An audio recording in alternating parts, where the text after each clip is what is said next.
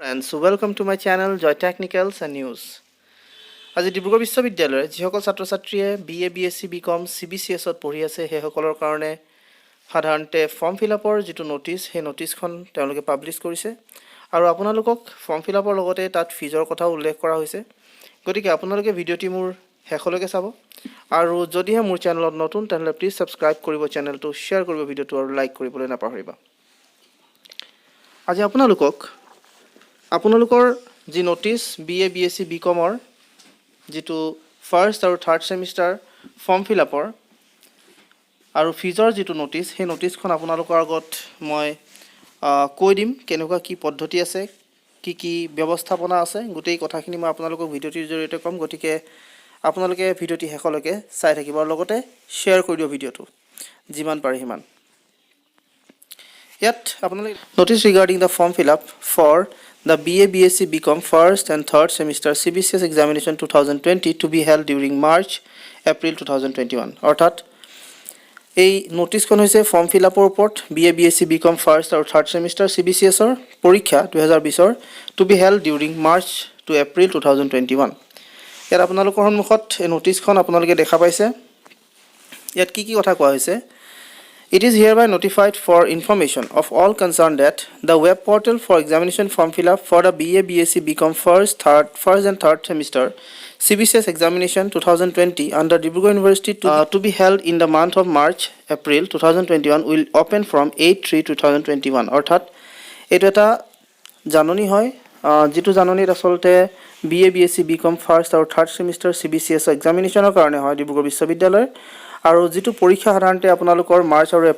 এপ্ৰিলত অনুষ্ঠিত হ'ব আৰু এই ফৰ্ম ফিলআপটো ফৰ্ম ফিলআপ আপোনালোকৰ যিটো পৰ্টেল সেইটো অপেন হ'ব 8/3/2021। The colleges and students are requested to follow' the below' mention steps at the time of online examination form fill up. কলেজে আৰু ষ্টুডেণ্টসকলে তলৰ যিকেইটা ষ্টেপছ তেওঁলোকে কৈছে অনুসৰণ কৰিবৰ কাৰণে কৈছে ফৰ্ম ফিলআপ কৰাৰ সময়ত, যিহেতু এইটো অনলাইন ফৰ্ম ফিলআপ হয়। Steps to be followed by the colleges. Log in into your account with the এইটো কলেজে আচলতে ফ'ল' কৰাৰ কথা কৈছে। Log in into your account with the same username and password provided by to you earlier. Log in কৰিবলৈ কৈছে একাউণ্টত যিটো নেম আৰু পাছৱৰ্ড আগতে তেওঁলোকক দিয়া আছিলে কলেজক, সেই নেম আৰু পাছৱৰ্ডেৰে। Click on exam forms menu and then exam form list. তাৰপিছত তেওঁলোকক এক্সাম ফৰ্ম যিটো মেনু আছে সেইটো ক্লিক কৰিবলৈ কৈছে আৰু তাৰপিছত এক্সাম ফৰ্মৰ লিষ্টখন। Select drop-down menus, session, course, branch, exam and status. Please choose the pending status. A list of candidates will appear in the screen. Select the approve option from the action menu for the students who is eligible to pay the examination fees to the university. তাৰপিছত তাত আপোনালোকৰ approve বোলা button আহিব আৰু সেই এপ্ৰুভটোত যিসকলে fees আচলতে দিছে সেইসকলৰ তাত এপ্ৰুভটোত ক্লিক কৰিবলৈ কৈছে। Please click the checkbox button. A tick mark appear on clicked on the non-collegiate column for the students who has to pay the non-collegiate fees to the university. Otherwise, please leave it blank. এইটো কলেজত দিয়া আচলতে এইটো কলেজৰ কাৰণে instruction হয়। Click the save button on the top of the exam form student list. Now the students can view the pay now button after the students login. Repeat the above steps for all the eligible candidates. A student may be barred for applying an examination form by clicking the not approved option from the action menu. এইটো totally কলেজৰ কাৰণে হয় আৰু ষ্টুডেণ্টৰ কাৰণে যিকেইটা আচলতে steps আছে এইটো হৈছে log in into the TDC first regular and backlog and third semester regular CBCS examination form fill up through web portal www.dibruexam.in. The username, mobile number and password are the same that has been created during the registration process. অৰ্থাৎ প্ৰথমতে TDC first regular backlog আৰু third sem regular CBCS এক্সামৰ form fill আপৰ যিটো web portal হৈছে সেই web পৰ্টেলটো হৈছে dibruexam.in. সেই ৱেব পৰ্টেল ক্লিক কৰাৰ পিছত তাত সোমাই যাব আৰু তাৰপিছত তাত যিটো ইউজাৰ নেম আছে ইউজাৰ নেমটো মোবাইল নম্বৰ হ'ব আৰু পাছৱৰ্ড যিটো আচলতে আপোনালোকে ৰেজিষ্ট্ৰেশ্যন কৰাৰ সময়ত যিকেইটা আচলতে ইউজাৰ নেম আৰু পাছৱৰ্ড আপোনালোকে তাত ক্লিক কৰিছিলে সেই বস্তুবিলাক দি আপোনালোকে তাত অন কৰিব পাৰিব। তাৰপিছত আপোনালোকৰ যিটো কথা আছে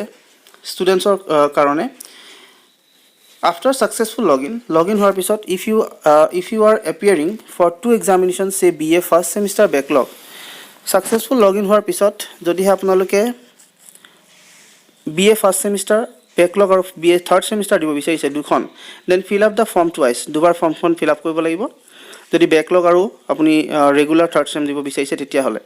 if you are appearing for a single examination যদি আপোনালোকে কেৱল এটাহে পৰীক্ষা দিব তেতিয়াহ'লে আপোনালোকে কেৱল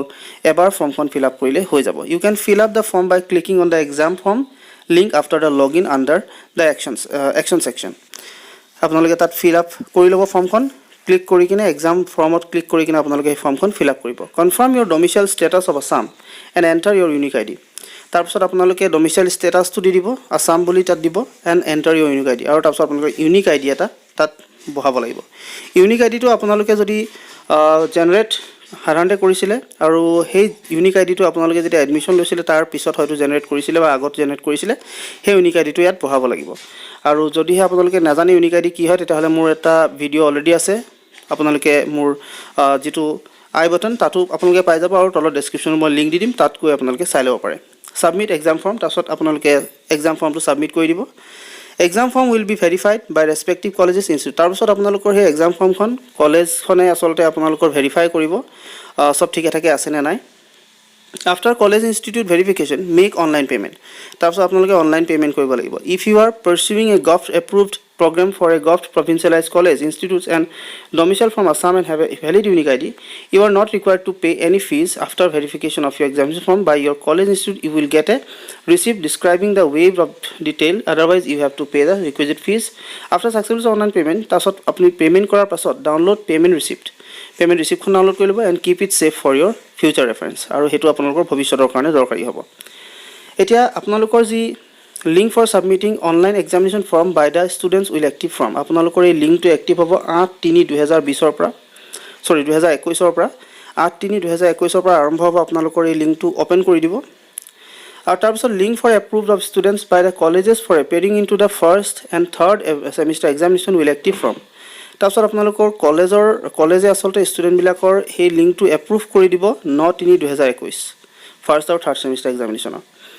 Last date of submission of online examination forms and online payment of prescribed fees without late fine. Late fine নিদিয়াকে আপোনালোকে last date যেটো আসলতে আছে ফৰ্ম ফিল আপ কৰিবৰ কাৰণে হেতু হৈছে 15/3/2021 আৰু last date of submission of online exam forms and online payment of prescribed fees with late fine. Late fine দি কিনে যদি late fine আপোনালোকৰ যদি 15 তাৰিখৰ দেৰি হয় 18 তাৰিখলৈকে আপোনালোকে late fine দি কিনেও কৰিব পাৰিব Provision of downloading admit cards, roll list, attendance sheets, etc. by the concerned colleges will be available from shall be initiated. আৰু এই বস্তুবিলাক admit cards এনেকৈ ডাউনলোড কৰিবৰ কাৰণে আপোনালোকে পিছত হেতু গম পাই যাব এতিয়া কথাটো হ'ল applicable for those students who do not have required attendance as per এটো তাৰপিছত আচলতে আপোনালোকৰ ইয়াত আৰু কেইটামান বস্তু দিছে এটো হৈছে minimum 80% attendance is necessary to appear in the end semester exam 80% attendance লাগে বুলি কৈছে A students who has attended a minimum 70% classes but fail to obtain the prescribed 80% attendance for valid reasons shall have to pay the non-collegiate fees 80% তে যদি কেনেবাকে কম হয় আপোনালোকৰ তেনে non-collegiate feesৰ কথা ইয়াত উল্লেখ কৰিছে students having less than 70% attendance are not allowed to appear আৰু তাৰপিছত যদি হয় তাতকৈ কম তেতিয়াহ'লে আপোনালোকৰ ইয়াত এলাউৱে কৰা নাই সো এইখিনি আছিল আপোনালোকৰ গোটেই ব্যৱস্থাপনা ফৰ্ম ফিল আপৰ গোটেই কথাখিনি আৰু আপোনালোকে এনেকৈ নিজৰ ফৰ্ম ফিল আপবিলাক কৰক আৰু অতি সোনকালে আপোনালোকে নিজৰ ফৰ্ম ফিল আপবিলাক কৰিবলৈ সক্ষম হ'ব আৰু ওপেন হ'ব আপোনালোকৰ এই যেটো ফৰ্ম ফিল আপৰ যেটো অনলাইন হেইটো আপোনালোকৰ 8/3/2021 হ'ব আৰু